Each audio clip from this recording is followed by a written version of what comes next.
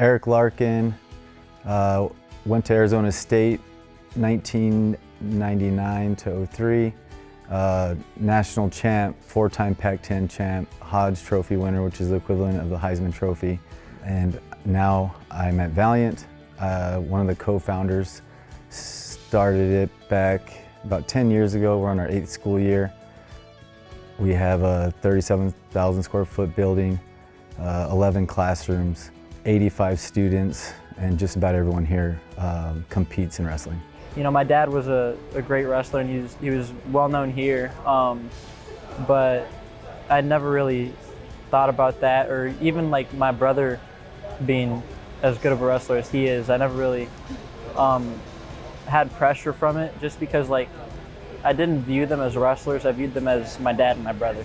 It's just a very loving environment, and we all have our best interests at heart with whatever we're doing, and it's just hard not to, you know, be your best self when you're around each other and when you're just in our house. Oh man, they were wrestling in their diapers. They were always doing, at ASU practice when I was coaching, I'd bring them to practice, they'd be running around. He didn't really like push me into it. I kind of just was always around it, and then when the time came, I started. You're not allowed to quit anything, so when we decided that we were gonna wrestle, then we had to stick to it until the end. I think I've always thought about them getting a little bit too much pressure or putting it on themselves. I know for a fact when they first started wrestling, I could hear, oh, that's Larkin's kid. That's like, oh, he's right. So I had to always talk to them about that, about not letting that bother them. Like, we just got to focus on getting better. Like, who cares if you get beat? Everyone wants you to get beat here, especially in a home state, right? They all know who I am, and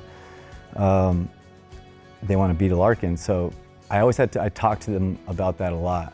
Like, I would put a lot of pressure on myself to be like, man, like he was that good when he was my age. Like, he would always win Fargo and he would win high school nationals. And so when I started going to those tournaments, I was like, I gotta do what my dad did. And so I put a lot of pressure on myself, but he didn't ever care about that. And so when you see that stuff, you're like, it's hard to, you know, compete with that, but you never have to. He's my dad, you know, like I try not to view him too much as a coach, because I don't want to change the relationship we have, you know, but he's always been there for me, and he's good at what he does. I remember my dad telling me, like, just make sure you do something that you get to spend a lot of time. My dad was a firefighter, so it was 1 day on, 1 day off, then 4 days off, and he was always with us. And I always remember him taking us to all the tournaments and just being able to spend time with us, and that's what I really wanted to do with my boys.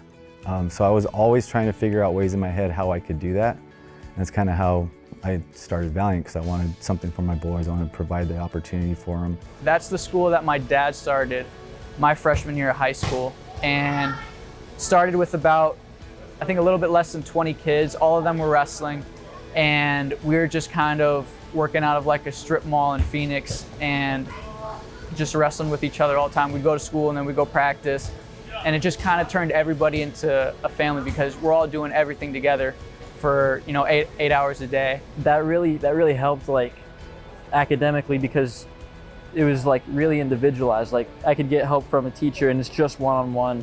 And I mean, I learned better that way than having a teacher tell every single person, like a 30-person classroom, the same exact thing when not everybody's the same. And then athletically, like on the wrestling side, everyone's like-minded, so it makes it really easy for you to kind of chase your goals, because you look to your right, that guy's doing the same exact thing that you're doing. You look to your left, that guy's doing the same exact thing. So you're just moving as a team all the time. Yeah, I'm excited that my boys are at ASU for sure, carrying on that Larkin tradition. Hopefully they have a bunch of boys too, and we get to do that again. Yeah, it means a lot. I'm just really proud. ASU is home, and I mean, I did look at some other places just to kind of help solidify, like, ASU really is the place for me. I always wanted to wrestle with my brothers, so no shot that I was going to leave them. And then just everything is here. We had a great program from the start. We had a great RTC, and it was just the best situation for me. Just as much as I feel like I'm helping them and helping guide them, they've done the same for me. They motivate me every day. And I think that's what I really enjoy, because like I might be having a lazy day or just tired, and I'll see them grabbing their bag, going to another workout, and like, all right, I'm gonna go do something. So it's great because we all help each other in all aspects. I'm so grateful for him because I don't feel any pressure to like carry on a legacy. Like he's never like, oh, you guys got to go and like continue on with what I did. Like we're just here to do our own thing. So there's no pressure to go and continue that on. Like it's exciting for other people, but I don't really feel that pressure. Like I'm just here to, you know, have fun and put my best self out there every time. If you take a close look at all the Larkins, everyone's a little different, but we're all ourselves, and hopefully people can look at us and realize like, hey, I can be myself too, and I can go pave my own way. I mean, we're still following the same path as our dad, but we're doing it just a little bit different.